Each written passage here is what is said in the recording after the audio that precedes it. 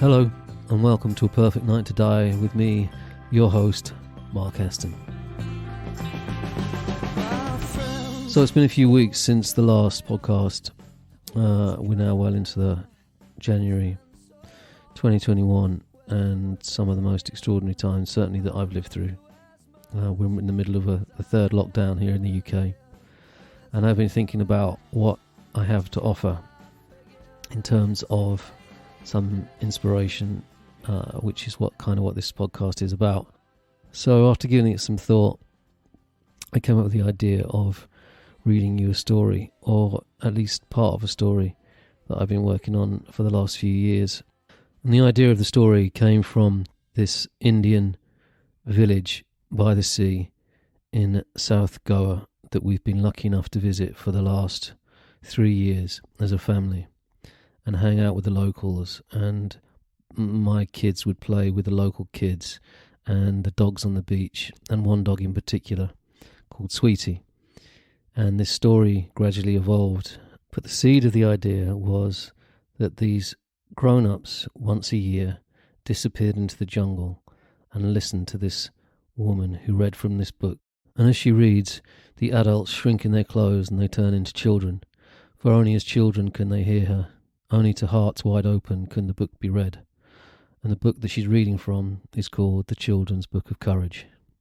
But it starts with this little boy called Kishan, who has just turned 10 years old, which makes him too young to hang with the adults and the grown-ups in the village, but old enough to be responsible and to look after all the other children in the village, while the grown-ups go on this mysterious pilgrimage deep into the jungle, where they go every year. The children don't know what they do or why they go, but under no circumstances are they allowed to ask any questions or follow them on their pilgrimage. So Kishan and his best friend Naira, who is 9 and is very bossy and is enjoying the fact that Kishan has all this responsibility. Kishan has to look after the kids, get them to school, get them home, get them back to the temple, feed them, deal with them when they're crying, when they're tired and when they're hungry. This turns out to be a nightmare for him. So in the end, he just can't take any more and decides to ignore his orders, load them into the back of an oxen cart and follow his best friend Sweetie into the jungle. Sweetie follows the trail of the adults and leads them to this clearing where they witness this miraculous event that all the grown-ups have gathered to see. So as we join the story, Kishan and Naira are pushing the cart through the jungle. It's the middle of the night. All the children are asleep, and they're just about to approach the forbidden clearing.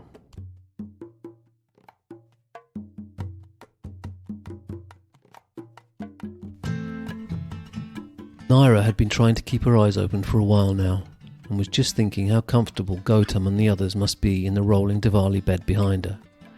Whatever happened to sharing, she mumbled. Gautam was only supposed to sleep for 10 minutes. That was at least an hour ago, she complained. There, whispered Kishan. Look. What? Where? She said as she squinted into the darkness. The light, look. There. The dogs trotted back to the cart, panting and wagging their tails as if to confirm it was true. I'm not sure, said Naira. Kishan brought the cart to a stop, untied the front lantern and smothered it in his shirt. Now can you see it? He asked. And sure enough she could. Far ahead through the trees and thick cover of the jungle came the faintest flickering of lights. You think it's them? She asked, suddenly wide awake. Kishan nodded and rehung the lantern. And the dogs certainly do, don't you? The dogs nipped each other's legs and chased each other in circles, thoroughly pleased with themselves. Here, said Kishan, pouring some water into the palm of his hand. Well done. I knew you'd do it. Did you? Asked Naira. Really? Kishan looked up at her and shook his head. I thought as much, he said, stroking the dogs as they lapped up their reward. Shall we wake the others? She asked. Let them sleep. It must be late. Early, she corrected. It must be early morning by now. Then we should push on, said Kishan, slipping the water into the back of the cart and lifting up the yoke. Do you think we missed it? He sighed, as he stared at the lights in the distance. Whatever it is, she replied. Come on, he said, starting off again. Let's find out. The fireflies had disappeared now that the children were all asleep, so the cart travelled on in almost complete darkness. Without even realizing it, Keishan and Naira held their breath while all around them the sounds of the jungle buzzed louder in their ears. And in the soft light of the single lantern, even the dogs trotted on high alert. And with every step that took them closer, it seemed something was changing inside them, a warm feeling in their chest that neither of them could explain.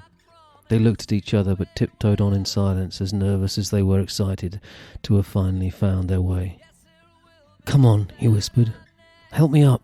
The branch above him was just out of reach. Naira looked at the sleeping children a moment. The dogs laid out and resting, their mission now accomplished. Then at the branch Keishan was jumping for. "Me first," she said. Keishan was about to complain but thought better of it. Instead, he clasped his hands together, interlocked his fingers, and offered his friend a step up. Secured in the lower branches, Naira pulled Keishan up. Quietly and carefully they climbed until they could see into the candle and lantern-lit heart of the clearing. The adults from all the surrounding villages were standing tight together, staring at the back of the clearing, as if waiting for something to begin. Keishan scanned the crowd of adults until he spotted his uncle, his auntie, and there, small by their side, his mother on tiptoes trying to secure a view. "What are they doing?" asked Naira, looking to her friend for answers. They glanced at each other, then back to the unremarkable rock. That was all they could figure the grown-ups were looking at. "Why are they staring at a rock?" quizzed Keishan. "And where's the man with no mouth?" "You mean the woman made of water?" whispered Naira. "Perhaps we're too late," began Keishan. "Perhaps—" "Shh!" hushed Naira. "Look!" Naira pointed open-mouthed to the rock the adults were staring at. Before their eyes, and as if from the rock itself, something began to move. Stone grey cloth lifted gently in the warm night air and slowly unwound itself. Its corners and creases peeled away and fanned out until it hung softly around the shoulders of its owner. As the shawl settled, white hair fell in furls like sheets of paper, until it carpeted the ground around the feet of the woman sitting on the rock. Ancient but not old, her skin not wrinkled and tough, but golden brown and butter soft. "I told you," exclaimed Naira. "I told you so." But Keishan was too bewitched to speak. The mystery not meant for his eyes, and now filling them with a spectacle beyond words. Then, with the woman's head still tipped to the ground in front of her, the most extraordinary thing happened. Slowly, very slowly, she lifted her head until she gazed upon the adults in front of her and blinked. Keishan and Naira both gasped in unison at what happened next. Arms disappeared up sleeves, necks into shirts and heads into saris as the adults began to shrink. With every blink of the woman's eyes, so they shrank a little more. Soon they were no longer shoulder to shoulder, but instead, where they had stood squashed together, candlelight now flickered between them. Brighter and brighter as they shrank within their adult clothes, until children emerged like butterflies from oversized cocoons. "But that's impossible," murmured Naira. "No way," trembled Keishan. They clung on tighter to their branches lest they fell from the tree in shock. The shrunken children looked at one another and the piles of clothes around them. After a moment they smiled as if something miraculous had happened. The old woman opened her arms and beckoned them to her. They pulled the vests and shirts and saris around them and crowded around and sat at her feet. The smallest climbed up and sat happily in her lap as she folded her arms around them. She kissed their heads and straightened their hair and whispered something that neither Keishan or Naira could hear. Then, from somewhere inside the folds of her shawl, the woman produced a large, leather-bound book almost as big as the smallest child amongst them. She let it fall open on her lap, and a stillness descended over the children and the entire jungle around them. Even the cicadas stopped. Keishan and Naira sucked in their breath and froze. The woman lifted her gaze, and for the first time Keishan and Naira saw how blue her eyes were.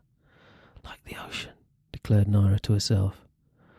The woman with the paper-white hair and the butter-soft skin and the sea-blue eyes looked across the clearing over the heads of the shrunken children directly at Keishan and Naira. They ducked out of sight in the darkness. She couldn't be looking at them, could she? "Well then," said the woman, still looking into the trees, "if we're all sitting comfortably." Naira and Keishan stole a quick, panicked look at each other. "Let's begin." And with that, the woman lowered her gaze to the book in front of her. She blew on it ever so gently, and its pages fell open. A wave of delight rippled through the children at her feet as they looked up and waited for her voice again. For when she spoke, it was as water over stones, fine as silk tucked in by a mother's hand, a comfort not easily described. "It has been an entire year since last we met," the woman said, "yet how delightfully young your hearts have remained." She scanned the eager faces gathered around her, and as she smiled at each and every one of them, they sighed and leant into each other, soothed by her voice, caressed by her smile. "You have done so very well to remember what is and what is not important in a world where the two are so easily confused. To know what to hold on to because it is truly precious, and what to let go of because truly it is not. Simple things not easily learned, yet your efforts never faltered, though your spirits sometimes did.